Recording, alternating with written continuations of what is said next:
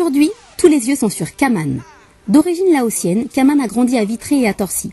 Il s'adonne très jeune au plaisir du chant à l'époque de la New Jack Swing. 2003, ennui judiciaire, Kaman passe un sombre séjour en Asie, mais c'est ce voyage qui lui permet de rencontrer Bin à Taïwan, cofondateur d'Eclose Records. Ensemble, ils décident de réaliser un album R&B de rue, un album R&B hardcore. En 2006, Kaman rencontre Larsen. À ce moment, le chanteur voulait trouver les personnages les plus authentiques et les plus représentatifs de la rue pour lancer son projet d'album Soul R&B hardcore. Larsen et Eclose décident alors de travailler ensemble le projet à leur manière. Aujourd'hui, l'album est enfin prêt. Les featurings sont forcément street. L.I.M, Larsen, Alpha 520, Kamel l'Ancien, Ghetto Fabulous Gang, Samat, Justice, etc. Son premier single, Ex-Criminel, a déjà créé un engouement sur le net. Le clip est tourné comme un vrai film de gangster. Violence, sexe, business, mafia, amour, le R&B de rue sous toutes ses formes. Le premier album de Kaman, R&B Gangsta, sera le 24 septembre dans les bacs et devrait sortir chez Menace Records. J'ai essayé d'aborder le R&B avec l'aspect rap. Comme moi j'ai toujours été un grand fan de rap, depuis toujours.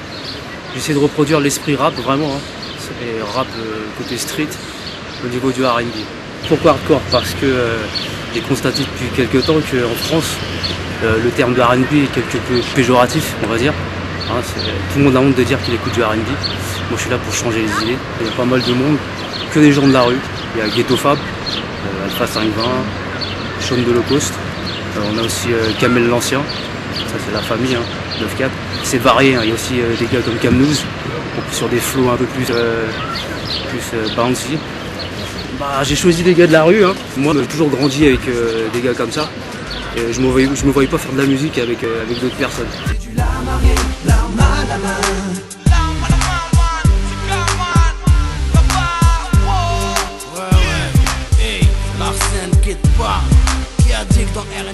C'est un mec que je connais bien, même avant la musique, tout simplement parce qu'au niveau business, au niveau musical, on est complètement sur la même longueur d'onde.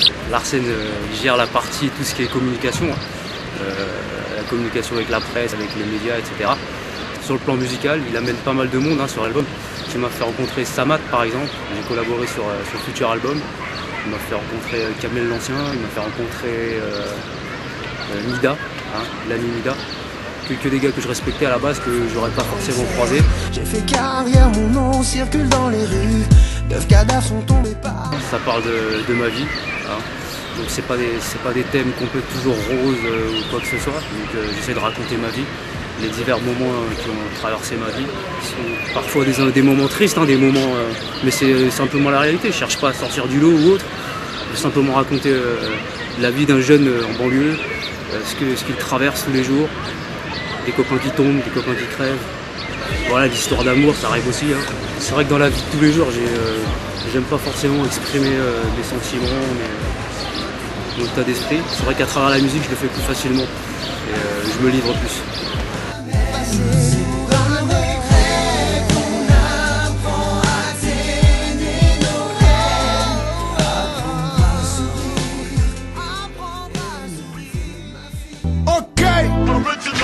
Moi je pratique le free fight depuis maintenant 5-6 ans je crois.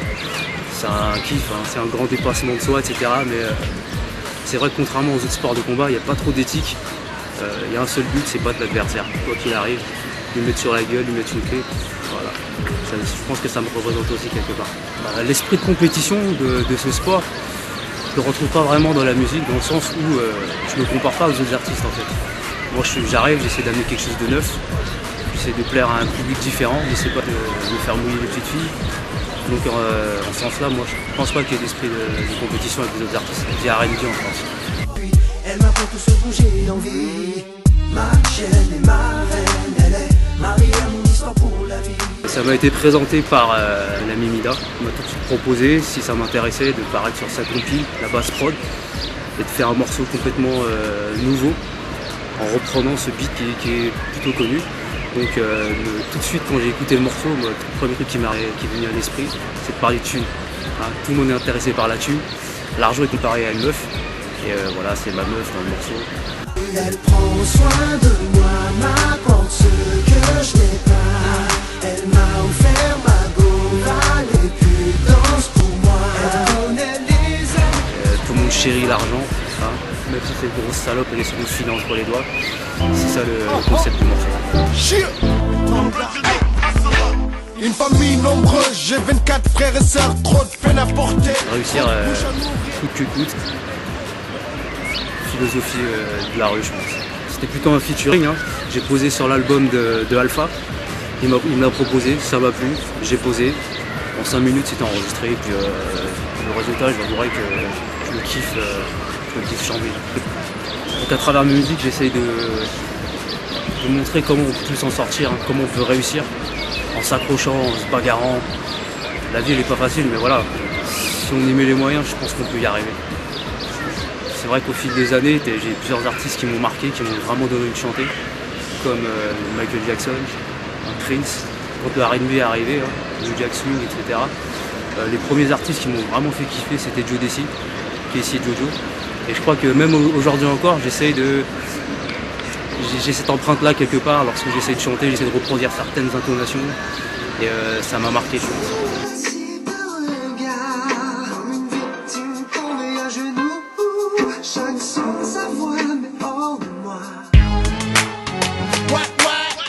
Au niveau du rap français, en ce moment, j'écoute mes camarades. Hein. C'est pour les lerdis. Pas pour faire du chauvinisme ou autre, mais c'est mes potes, Larsen, Kamel Lance qui vient de sortir son album, Samat, prochain album qui arrive bientôt. Rap américain, ça va être des gars comme Mobb Deep, depuis toujours, je suis un gros fan. Tout ce qui est East Coast. Courage dans la flore, un gros flingue dans ma piole, mec du terre-terre. Vraiment près de la rue, même le gangsta rap. Enfin, c'est ce qui me fait vibrer, quoi. Vraiment, mon kiff, c'est de faire de la musique et faire la musique qui me ressemble. Et là, pour l'instant, c'est le R&B hardcore. All eyes on me. All eyes on me.